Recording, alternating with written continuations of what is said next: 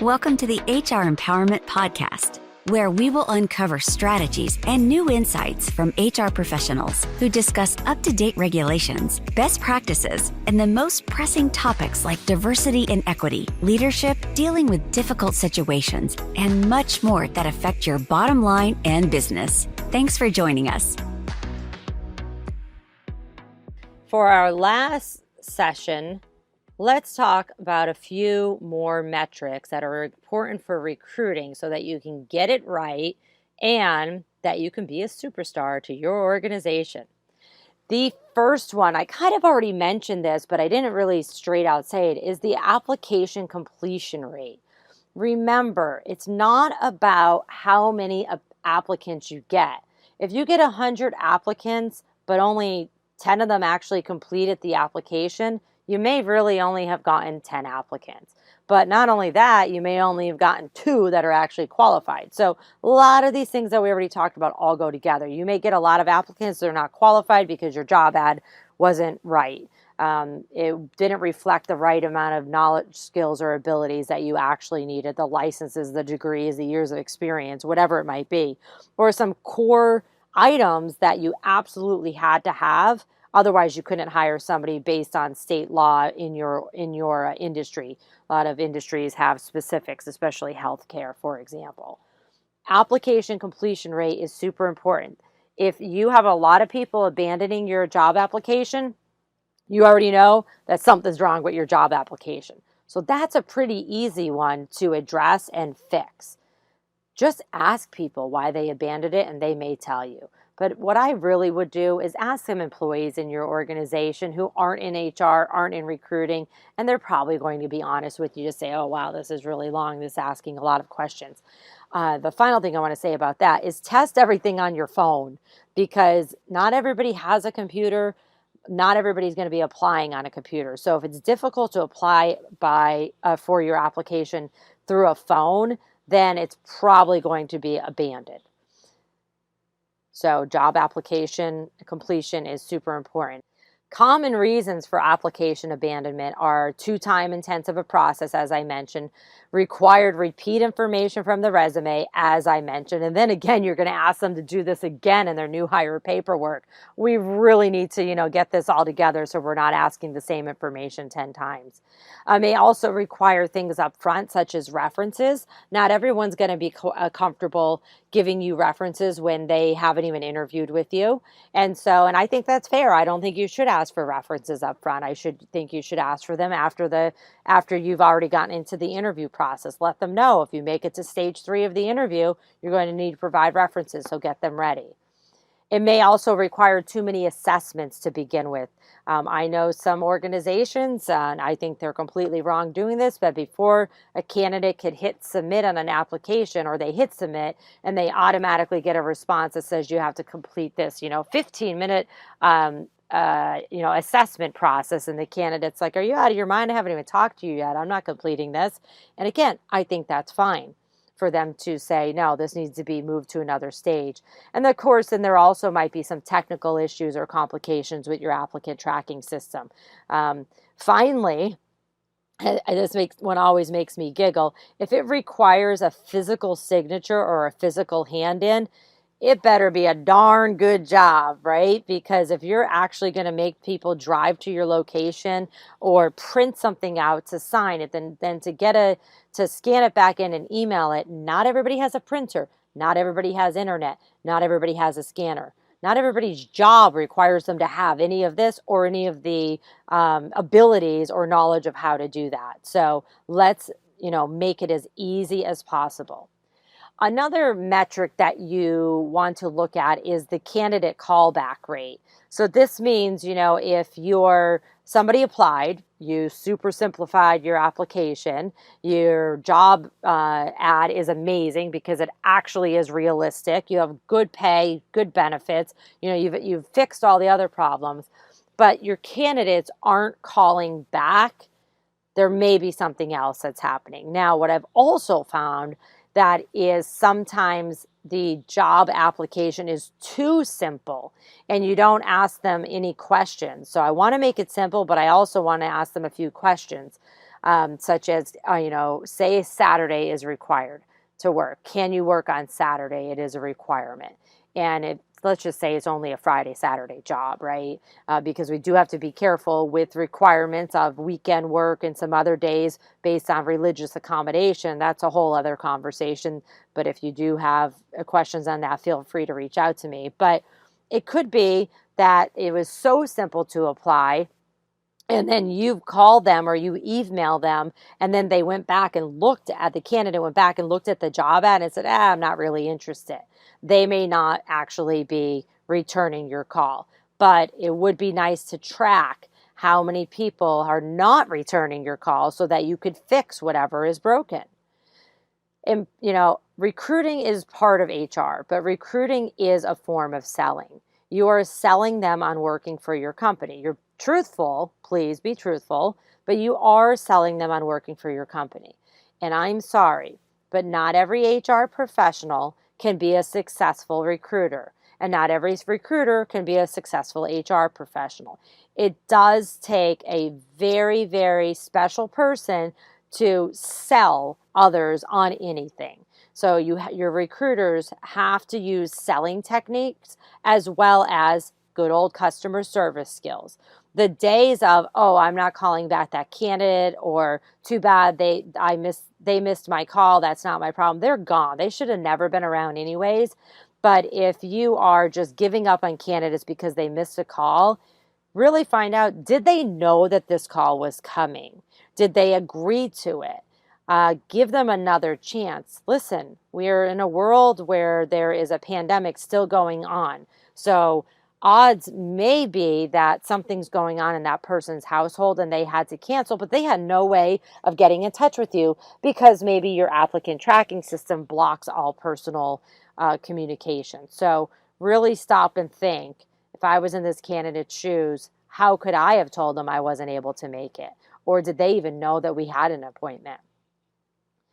You also, of course, want to track candidates per hire. That would be great, right? If you only have one candidate and that's the one you're going to choose, I mean, maybe they're the ideal candidate and that was amazing, but I wouldn't want you to hire people based on desperation and just because one candidate actually completed your lengthy application process or whatever it might be.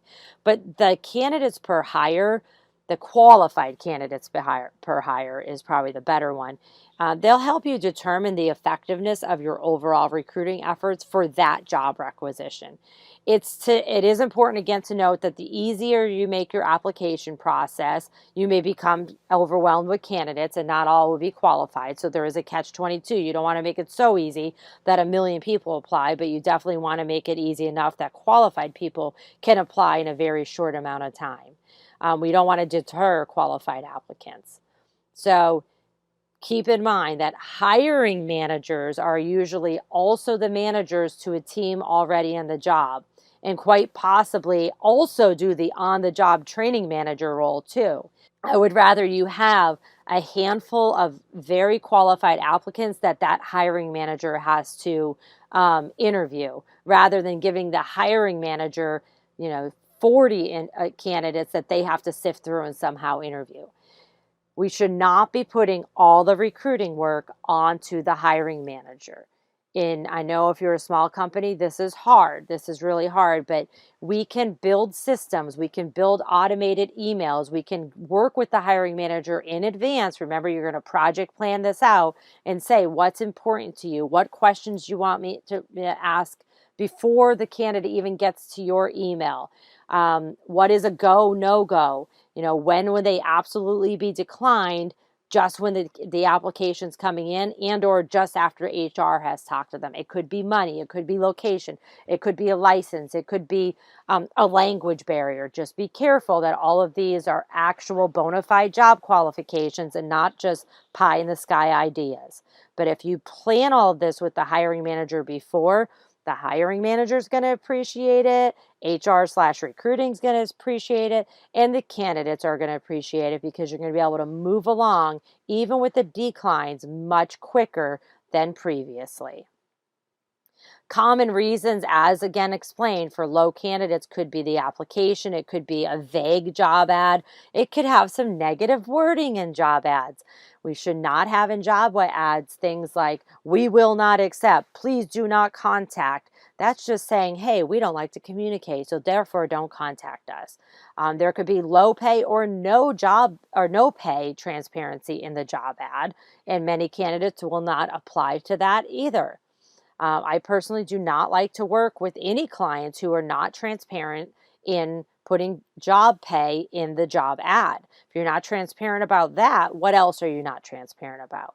You can have no benefits listed or no benefits at all, and that is what the candidates are looking for. Could also be, of course, location, working hours, days, negative online reviews, like I mentioned. We mentioned this a little bit, cost per hire, but really cost per recruiting as a whole. You would have to really get all those hard costs and all those soft costs together and then backtrack it into all of your recruiting and then break it into maybe recruiting by department. And then hopefully, eventually you can get it down to hard plus soft costs per job requisition. And then you can truly say to the executives, listen, this is how much it's costing us per hire on average. And this is why we need to make some changes. This is why we need another recruiter. This is why we need a better applicant tracking system, which costs money, because we're losing candidates or we're losing a lot of money just to get the right candidate based on these hard costs and soft costs. So we already went over the hard costs and soft costs, so I won't go over that again, but definitely start tracking that. Measuring return on investment is very important to executives. This metric is not always easy to determine unless you start tracking. You could even track down on timesheets, and this is for salaried employees too, where employees spent their time on recruiting. Versus, okay, they spent their time this week in 10 hours of interviewing candidates, which means they weren't working on products or projects for 10 hours. And that time needs to be tracked in the cost per hire. So these are just some ideas for you to start considering. Common reasons for high cost per hire is not being prepared, excess time spent on unqualified candidates. Again, that goes to being prepared. Let's ask the important questions up front so we can get the go, no go to the next stage. Hiring unqualified candidates out of desperation, of course, then with no training plan prepared. And then, searching for this magical unicorn that may or may not exist, but you're bypassing qualified candidates who actually want to work for your organization now. There are a lot of other calculations and metrics that you may want to consider. Don't stop at the ones that I've just discussed. You want to also consider, like I mentioned previously, time to hire and time to fill, and then backtrack. Why is this position so hard to hire for? Do we have requirements that just aren't realistic? Do we need to change our requirements? Do we need to put in relocation costs so that we can relocate somebody across the country or across the world? Can we hire somebody as a contractor instead of a full-time employee or a part-time employee? If you're hiring somebody as a contractor, can we hire somebody in a different country? If they're working in another country and never come to the United States, then you have a lot more leeway with the laws as well. So really start thinking out of the box when you're trying to, figure out why is it so hard to fill a position, including lengthy time of hires. Above all, just make sure that you don't give up. Use your metrics, as best as you can. There's so many more metrics that we can get into, but we would be here for another hour. But make sure that your quality of hire is super, super important. And that it's there, and that you pre-plan the entire recruiting process before you hit launch that job ad. For more information, or if you have any questions, you know how to reach me. Find me on LinkedIn, Facebook, or Instagram, or you can simply reach me on thehrlady.com. Take care. Thank you for joining the HR Empowerment Podcast, brought to you by Aurora Training Advantage. We hope you've gained new insight and strategies to navigate the HR profession. We look forward to you joining us again on the HR Empowerment Podcast.